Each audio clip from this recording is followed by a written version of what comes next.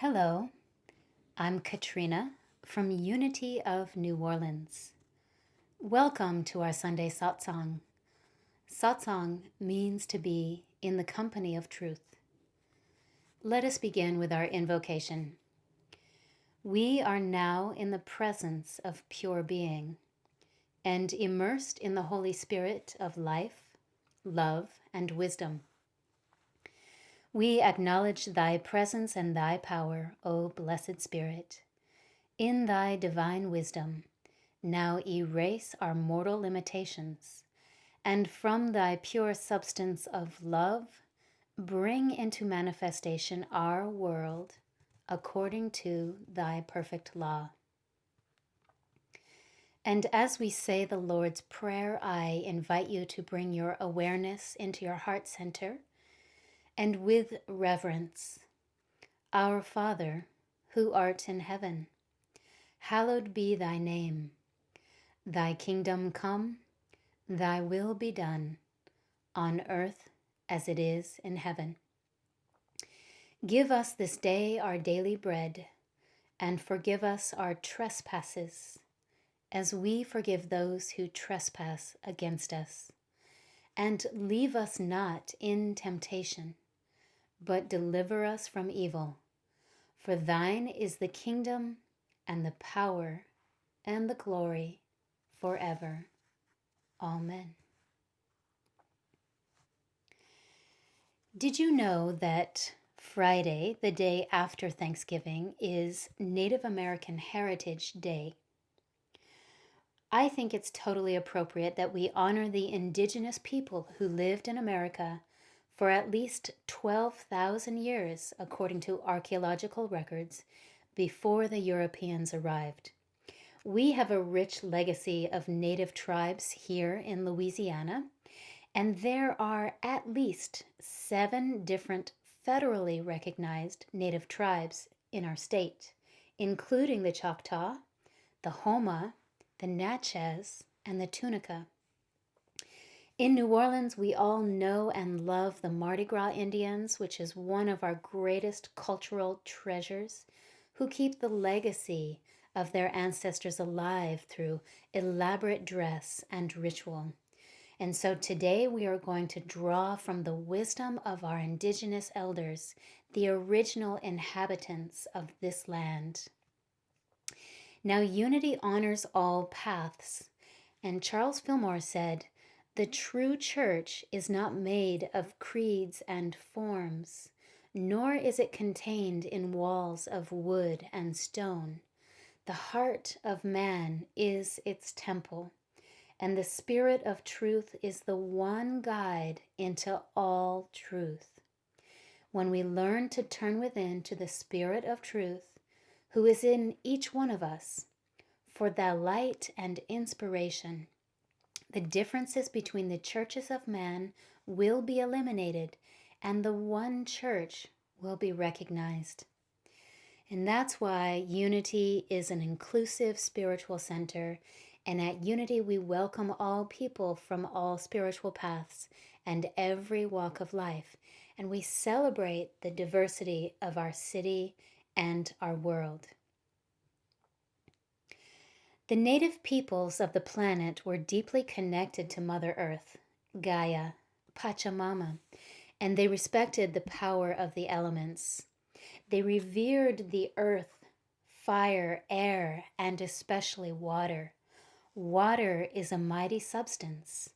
Water is fundamental, one of the most important ingredients, and an active participant in the making of life. Science has much to say about water today. Water has both memory and intelligence, and it doesn't just react to the environment around it, it responds to it. The adult human body is 60% water. The brain and the heart are 73% water. The lungs are 83%. The skin is 64%. Our muscles and kidneys are 79% water. And even the bones are watery at 31%. Furthermore, over 70% of the earth is covered by water. All life springs from water. The other elements like air and fire and earth are certainly important, but in volume, water wins. Water has a more active and participatory role than any other element on earth. So we need to be harmonious with water. Otherwise, our life will be challenged. The molecular structure of water changes with different circumstances.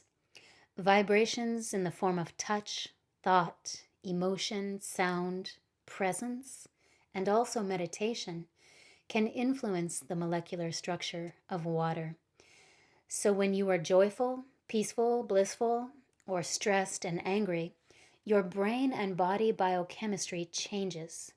Because water is an intelligent liquid, it responds to your attitude. The Hopi tribe has always believed in the wisdom of water, and the Hopi elders say water has intelligence.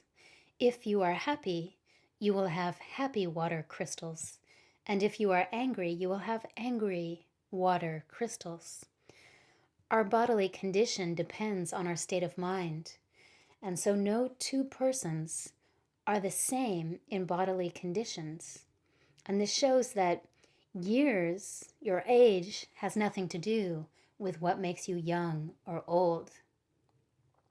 In Proverbs 23:7 it says, "For as a man thinketh within himself, so is he." According to the Hopi, long ago there was nothing but water from the beginning of time, and this is what they called the first world. Life was created from water, and then the land, and then the sun. When life was created, it was beautiful, a perfect circle. The first world was filled with balance and harmony and peace. But this balance and harmony was destroyed in the third world because of man and his greed. So the interesting thing is that science has now validated the fact that water is alive and water is intelligent. You may have heard of Dr. Emoto, who wrote the book Messages from Water. He revealed startling transformations in water crystals when they were exposed to different conditions, such as music and written word.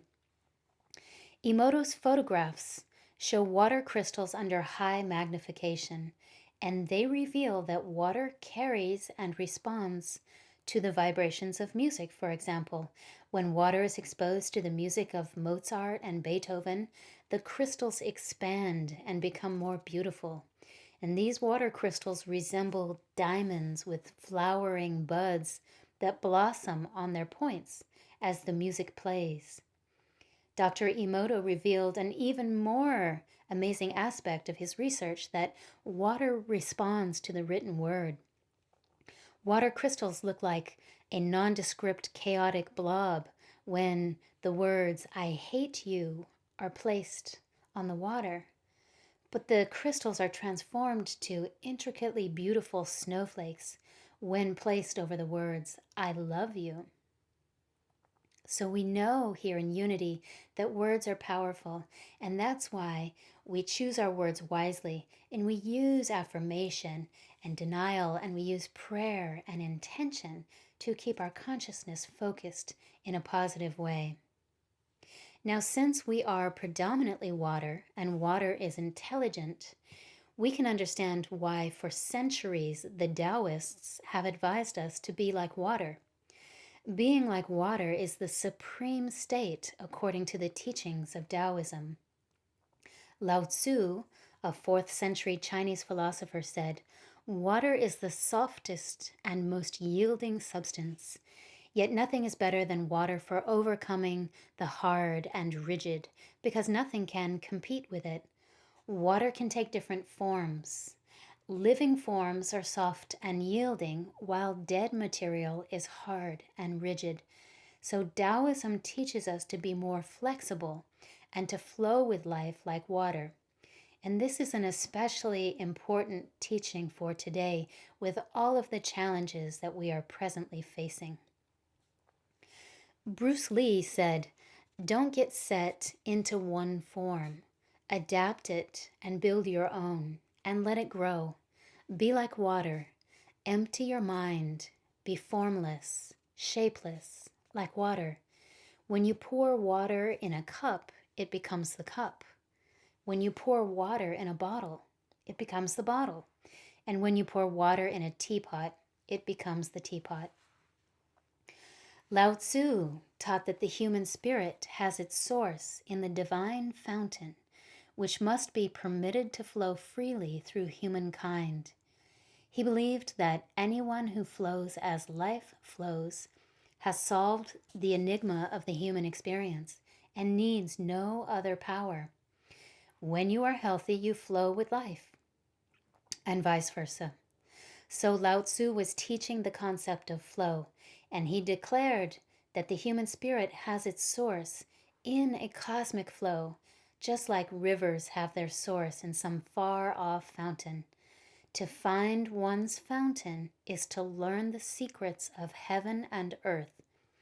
Life asks of you only that you flow with it, that you do not resist its infinite bubbling forth, and that you do not crawl into dark corners of insufficiency and erect barriers. Today, this idea of being in a flow state has gotten lots of attention, and its benefits are well researched. So I encourage you to go ahead and Google flow states. Now, you may have experienced a flow state at some point, that sense of fluidity between your body and mind, where you are totally absorbed by and deeply focused on something beyond the point of distraction. Time feels like it is slowed down, or maybe it's sped up. 5 hours feel like 5 minutes. Your senses are heightened. You are at one with the task at hand, as action and awareness sync to create an effortless momentum. This is the flow state, and it's accessible to everyone, whether you're engaged in a physical activity, a creative pursuit, or even a simple day-to-day task. It is what athletes call being in the zone. John Coltrane called it being in the pocket. Robin Williams said it was being in the forever box when he was doing comedy, and there was an effortless flow. Runners call it a runner's high. Amazing things happen when we are in a flow state. Your sense of self vanishes. Your performance skyrockets. And when we are in flow, we are up to 5 times more productive. That's a 500% increase in productivity. And we learn twice as fast. Our neurobiological state changes in flow states. The most prominent change is that we experience what is called a transient hypofrontality state. And this is a temporary shutdown of the prefrontal cortex, wherein your ego and sense of self disappears. So you don't think about yourself, you're totally engaged and focused on the task at hand, totally present, and everything is available for your peak performance. This is the most powerful state of functioning for our brains, and researchers became interested in studying flow by observing people who were having spiritual experiences. So a little bit about the neuroscience of flow states. When we are in flow, our brainwave activity is at the border of alpha and theta states. Alpha is the relaxed state, like when you're daydreaming, and theta is the brainwave state that you access when you're in REM sleep or when you're having a spiritual experience or you're in a state of deep meditation, and it's also that dream state. Flow happens between alpha and theta. And here we get these gamma spikes. And in the gamma states, we have those epiphanies, the revelations, and the aha moments. So there are different types of flow states. There is the athlete's high, and then we have the deep thinkers who find flow through concentration. And there are the flow goers, or those who find flow in meditation or yoga or music. So we can get into the flow through intensely focused attention or meditation, or physical activity like running or cycling, or in a mystical experience. So, taken together, we have this indigenous wisdom about water and the intelligence of water. And then we have the ancient philosophers like Lao Tzu, who taught about being in the flow. And now science is teaching us about the power of flow states. So, this is a spiritual teaching because when we tap into this flow state of being, our life becomes effortless. We are more flexible and we experience a true abundance, which is our divine inheritance. You may call it science, an intelligence, spirit, the source, the quantum field, or God. It's all the same thing. So I encourage you to find your flow state. And today we're going to talk about meditation as a possible channel for flow. The great mystics of all spiritual paths taught that life is lived from within outward. This means that the whole universe is concentrated at the point where you are. You are the universe expressing as you. You are its living enterprise. It forever stands behind you with its full resources. In his book, In the Flow of Life, Eric Butterworth says, "When you embark upon an adventure into the inner world of mind and spirit, it is one of the most important journeys in consciousness that you can ever take. All paths begin with the right understanding of that one creator, God, the source. For contemplation, consider this. God is a sphere whose center is everywhere and whose circumference is nowhere. Every point in the sphere, which is the source, is a bubbling forth of the infinite flow of life. What is the one that we call God? It is the one, the whole of things, the allness of which and in which I am an eachness. No matter what I may think I am flowing forth of the one." Patanjali, who was an ancient Indian mystic and the author of the Yoga Sutras, said, "As the removal of earth by a farmer digging a ditch opens a channel for water to flow to his crops, so the removal of obstacles by the student, the seeker, opens up a channel for cosmic energy to flow into her being." So when we go within and we connect with our inner being, we remove the obstacles.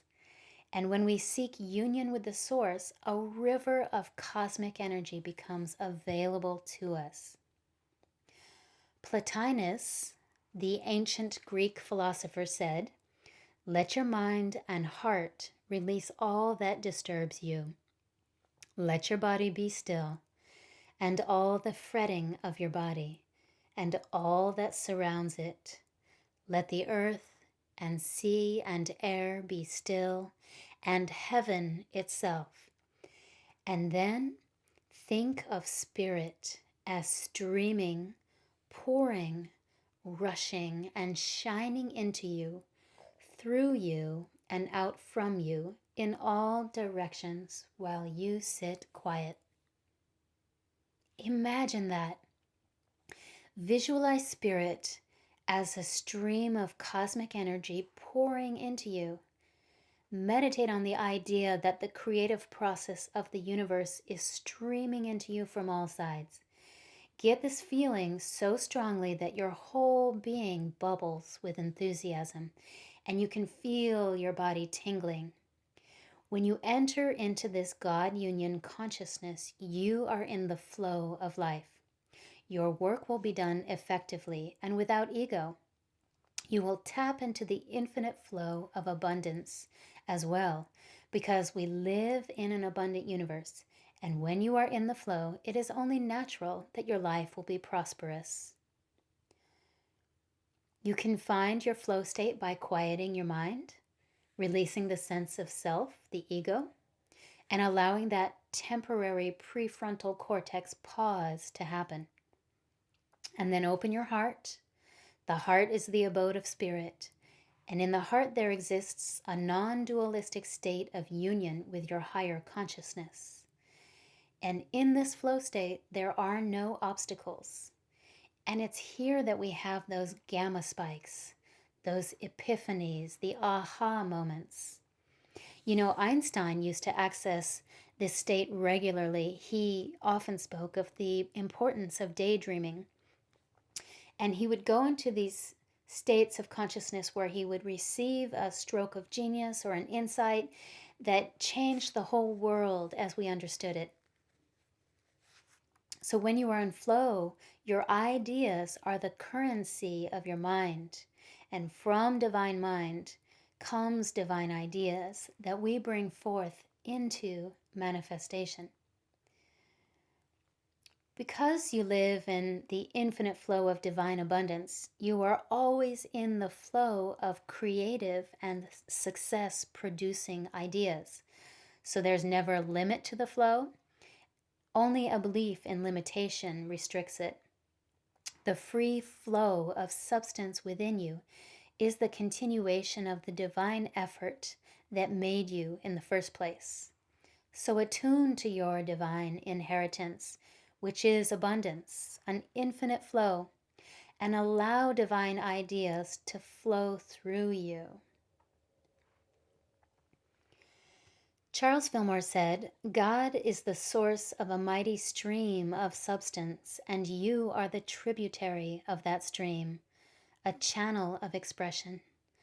Blessing the substance increases its flow.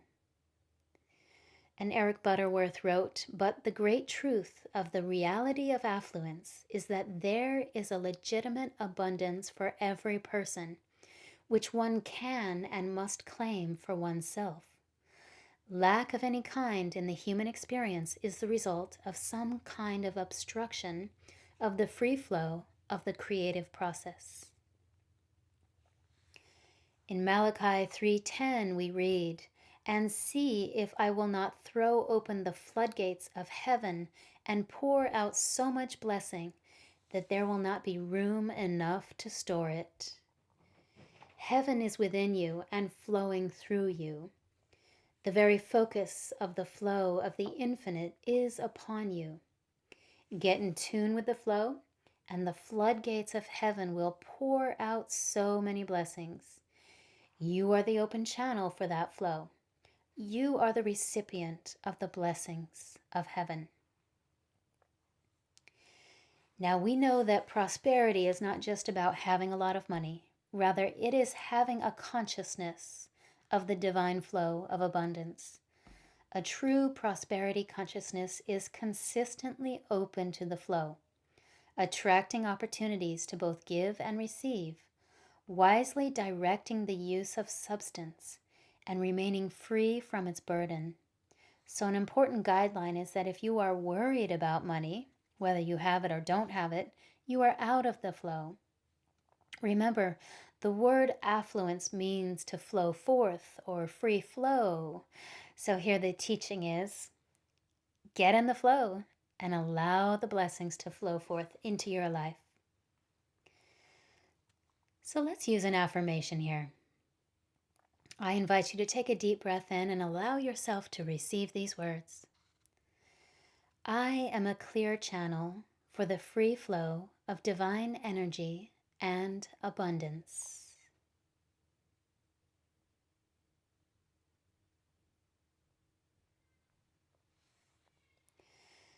So your work is a channel for the flow, but not the source of your abundance. Ralph Waldo Emerson taught that no matter what your work, let it be your own. No matter what your occupation, let what you are doing be organic. Let it be in your bones. In this way, you open the door for the affluence of heaven and earth to stream through you. You are a focus of the affluence of heaven and earth, and your work is the contact by which a flow may unfold. The need is to practice the presence of this inner flow. Eric Butterworth wrote in his book, In the Flow of Life, when the mind is stayed on the God thought of wholeness, we are synchronized with the flow of life. When we think abundance, we are synchronized with the flow of abundance.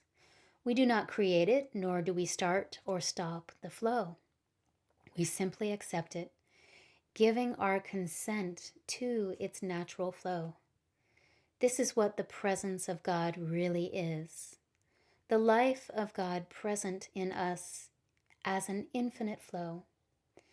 And this is what prayer really is, the kind of thought that is synchronized with the flow. Prayer is a kind of lifting of the eyes above the limitations that result from the frustration of the flow to an awareness of the ever-presence of the transcendent flow. So in closing, when you find your flow state, your life will flourish, your work will become effortless, and you will naturally experience true abundance. So be like water and find your flow state. For our meditation today, we're going to bring it full circle. We're going to receive this Native American Thanksgiving prayer. So I invite you to close your eyes and allow your body to relax. Take a deep breath in, and as you exhale slowly, let go. Allow your mind to be still as you open your heart. Feel totally loved and fully supported. Surrender your concerns to a higher power, a greater intelligence, knowing that you are far greater than your concerns. Bring yourself fully into this present moment.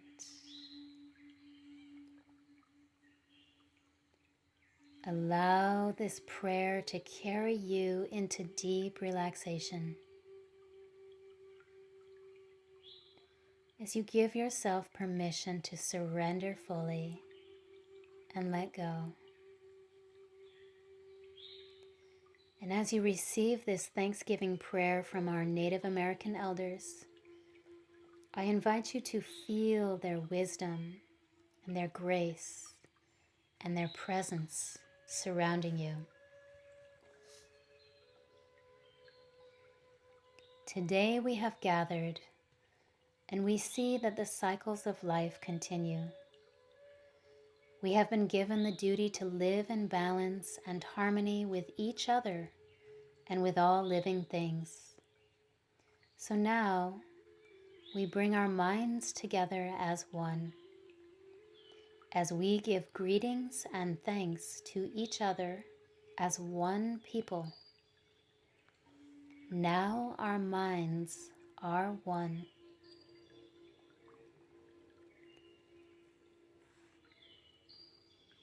We are all thankful to our Mother, the Earth, for she gives us all that we need for life.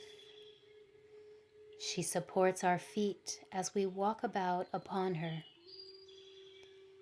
It gives us joy that she continues to care for us as she has from the beginning of time. To our Mother, we send greetings and thanks. Now our minds are one.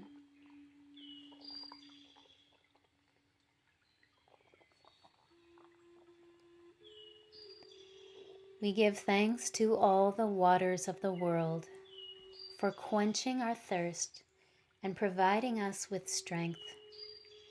Water is life.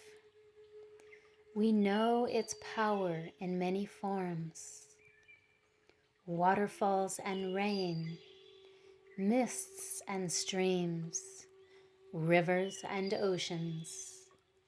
With one mind, we send greetings and thanks to the Spirit of Water. Now our minds are one.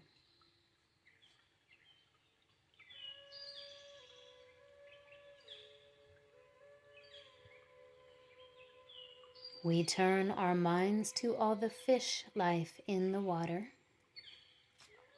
They were instructed to cleanse and purify the water, and they also give themselves to us as food. We are grateful that we can still find pure water. So we turn now to the fish and we send our greetings and thanks. Now our minds are one.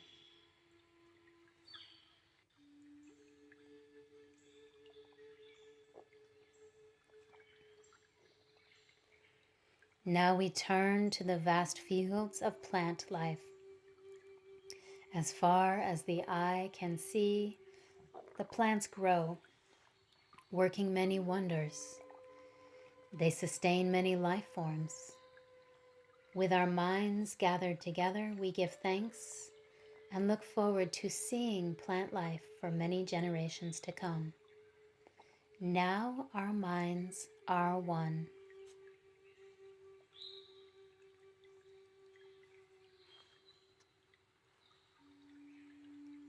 With one mind, we turn to honor and thank all the food plants we harvest from the garden. Since the beginning of time, the grains, vegetables, beans, and berries have helped the people survive. Many other living things draw strength from them too. We gather all the plant foods together as one and send them a greeting and thanks. Now our minds are one.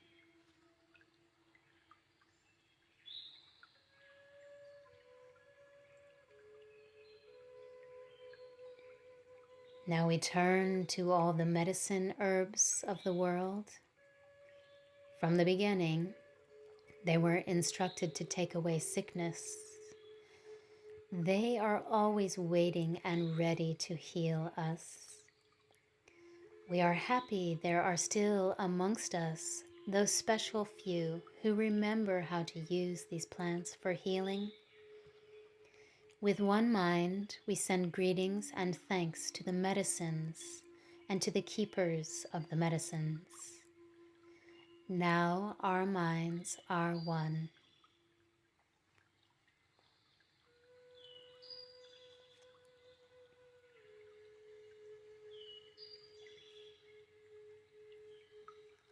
We gather our minds together to send greetings and thanks to the animal life of the planet. They have many things to teach us as people. We see them in our homes and in the forests, and we are glad they are still here, and we hope that it will always be so. Now our minds are one.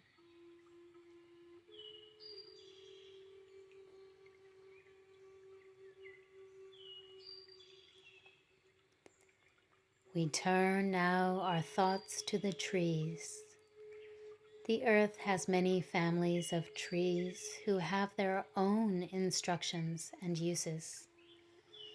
Some provide us with shelter and shade, others with fruit, beauty, and other useful things. Many peoples of the world see the tree as a symbol of peace and strength. With one mind, we greet and thank the trees and the tree of life. Now our minds are one.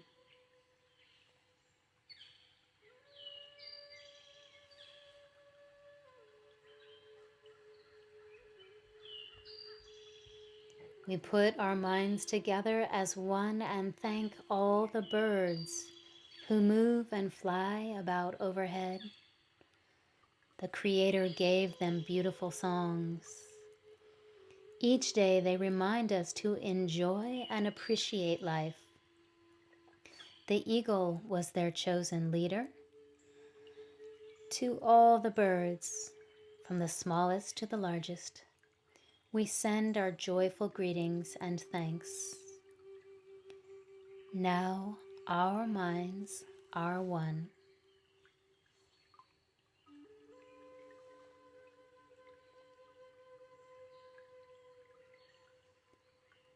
We are all thankful to the powers we know as the four winds.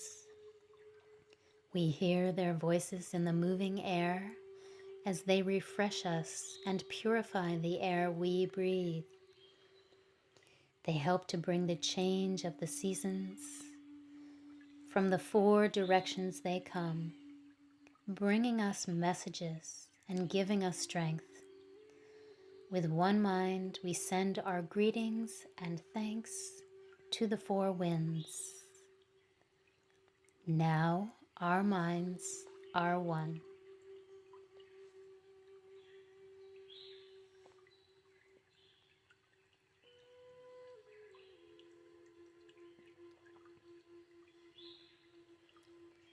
Now we turn to the west, where our grandfathers, the thunder beings, live. With lightning and thundering voices, they bring with them the water that renews life. We bring our minds together as one to send greetings and thanks to our grandfathers, the thunderers. Now our minds are one.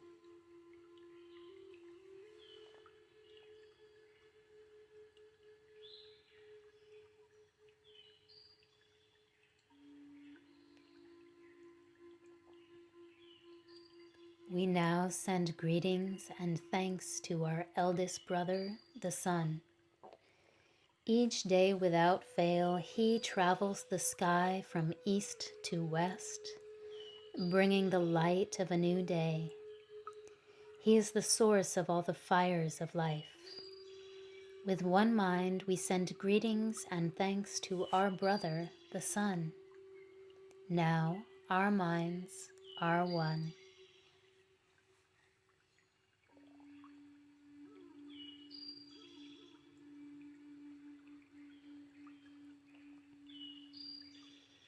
We put our minds together and give thanks to our oldest grandmother, the moon, who lights the nighttime sky. She is the leader of women all over the world, and she governs the movement of the ocean tides. By her changing face we measure time, and it is the moon who watches over the arrival of children here on earth. With one mind, we send greetings and thanks to our grandmother, the moon. Now our minds are one.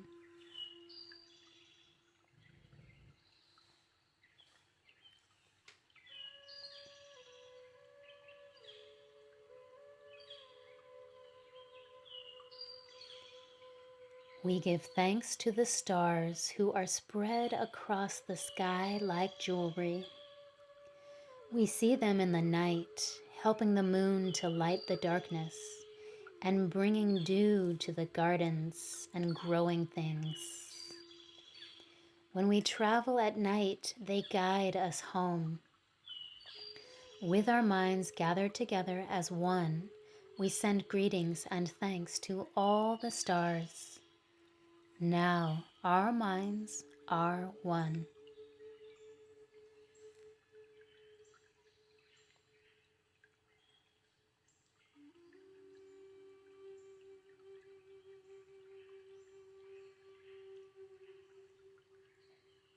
We gather our minds to greet and thank the enlightened teachers who have come to help throughout the ages.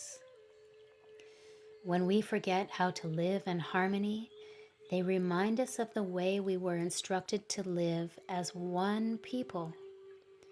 With one mind, we send greetings and thanks to the enlightened teachers.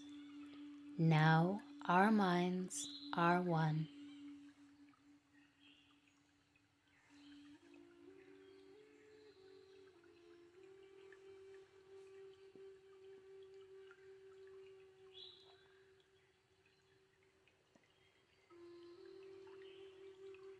Now we turn our thoughts to the Creator, Great Spirit, and send greetings and thanks for the gifts of creation. Everything we need to live a good life is here on this Mother Earth. For all the love that is still around us, we gather our minds together as one and send our choicest words of greetings and thanks to the Creator, the Great Spirit. Now our minds are one.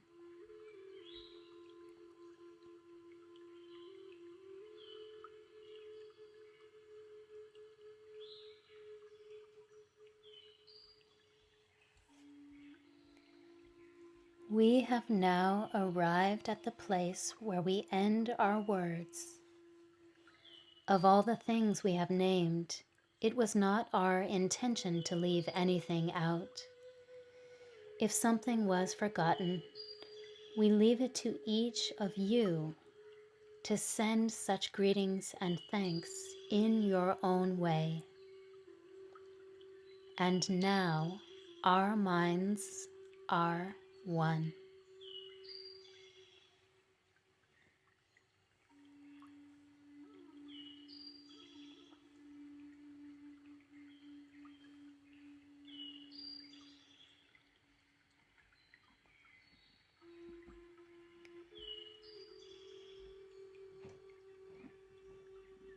With all that gratitude and love in your heart, feeling deeply connected to Great Spirit, to the planet, and to the one people that live on Mother Earth, let us say our prayer for protection to bring closure to our Sangha today. The light of God surrounds me. And now say, I am the light. The love of God enfolds me. I am the love. The power of God protects me. I am the power. The presence of God watches over me. I am the presence. Wherever I am, God is, and I am safe and secure. All is well. The Lord watches between me and thee, while we are absent one from the other, and helps us to know that we are one in spirit.